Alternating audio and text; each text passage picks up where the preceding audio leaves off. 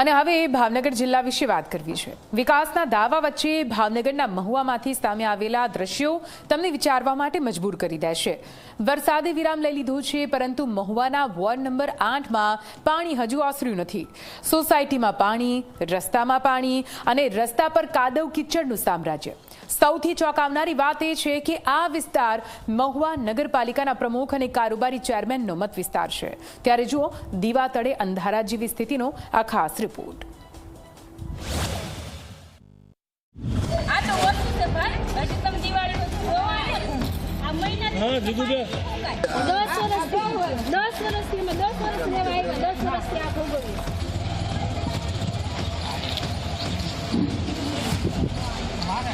આ દ્રશ્યો છે ભાવનગરના મહુવા શહેરના મેલડી માતા મંદિર પાસે આવેલા ભગવતીનગર 1 અને ભગવતીનગર 2ના।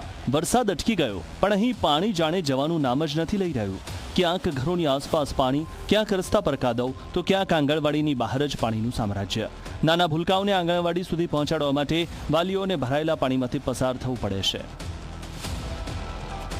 નગરપાલિકાના જે પ્રમુખ અને કારોબારી ચેરમેન છે, જે તેના જ ગઢની અંદર મોટા ખાડા પડવાના દ્રશ્યો સામે આવી રહ્યા છે। ખાડા પડતાની સાથે જ વિસ્તારોની અંદર પાણી ભરાવાના પણ દ્રશ્યો સામે આવી રહ્યા છે। ત્યારે ચોક્કસ પ્રમાણે કહી શકાય કે મહુવા નગરપાલિકાની પ્રી મોન્સૂનની જે કામગીરી હોય છે, કાગળ ઉપર દ્રશ્યો હોય તેવા સામે આવી રહી છે। તે ચોક્કસપણે હું તમને સીધા જે દ્રશ્યો બતાવવાની જે કોશિશ કરી રહ્યો છું કે વોર્ડ નંબર 8 છે, 8 નંબર વોર્ડના જે પાલિકા પ્રમુખ છે મિત્તલબેન જોશી, તેનો જ આ વોર્ડ છે, અને કારોબારી ચેરમેન સંજયભાઈ બારોટ, તેનો જ આ વોર્ડ છે। વોર્ડની અંદર કેટલી બધી સમસ્યાઓથી ઘેરાયેલો વોર્ડ છે।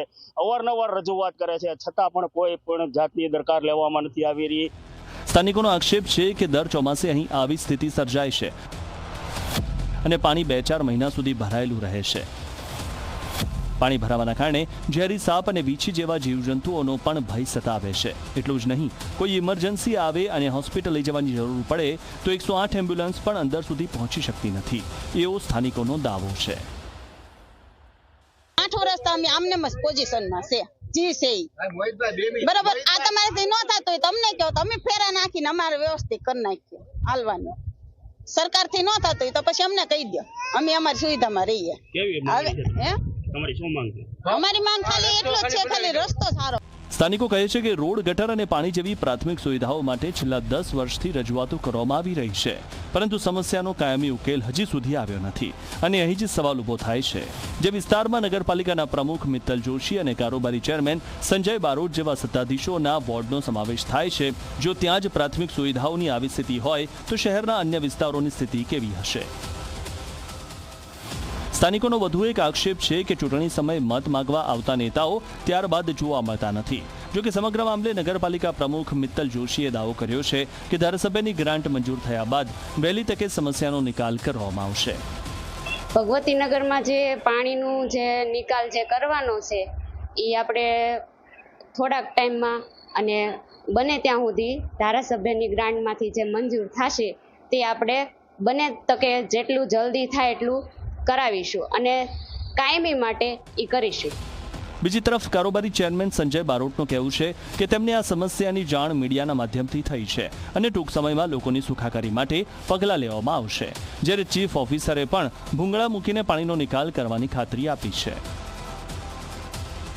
કાલે મીડિયાના માધ્યમથી આ વાત મારા સુધી આવી હતી, ત્યાં પાણી ભરાયેલું છે, એના નિકાલ માટે આના પહેલાં બી 2 વખત ધારાસભ્યની ગ્રાન્ટમાંથી નાળા માટેના ટેન્ડરો થયા છે, પણ આજ સુધી કોઈ ટેન્ડર નાખ્યું નથી। એટલે ત્યાં અમારે જે નાળું બનાવવું છે અને પાણીનો નિકાલ કરવો છે, એ પાણીનો નિકાલ થતો નથી। એટલે લોકોની સમસ્યાઓ છે, અમે લોકોની સાથે છીએ। હજી અમે પ્રયત્ન કરીશું, કોઈ એજન્સીમાં કામ કરવા તૈયાર થાય તો એનું ટેન્ડર કરી અને ફરીથી અમે એને કામ કરાવી શકીએ। ત્યારે વરસાદી પાણીના નિકાલની જગ્યા જે છે, એટલે ત્યાં પાણી સતત ચાલુ હોય છે। જો પાણી જાતું બંધ થાય, થોડુંક સૂકું થાય ત્યાં જગ્યા ઉપર, તો અમે કંઈક એની વૈકલ્પિક વ્યવસ્થા તરીકે ડિપાર્ટમેન્ટલી કંઈક ભૂંગળા નાખીને કંઈક ઉપર વૈકલ્પિક રસ્તો થાય એવું આયોજન કરી શકીએ। હાલ તો સવાલ એટલો જ છે, વરસાદ આવે ત્યારે જાગતી તંત્રની ઊંઘ શું પાણી ઓસર્યા બાદ પણ ખુલ્લી આંખે રહેશે? કારણ કે સ્થાનિકો માટે આ માત્ર ચોમાસાની સમસ્યા નથી, આ તો વર્ષોથી ચાલી આવતી પ્રાથમિક સુવિધાઓની સમસ્યા છે। વિકાસના દાવાઓ વચ્ચે મહુવાના દ્રશ્યો તંત્ર સામે મોટો સવાલ ઊભો કરી રહ્યા છે.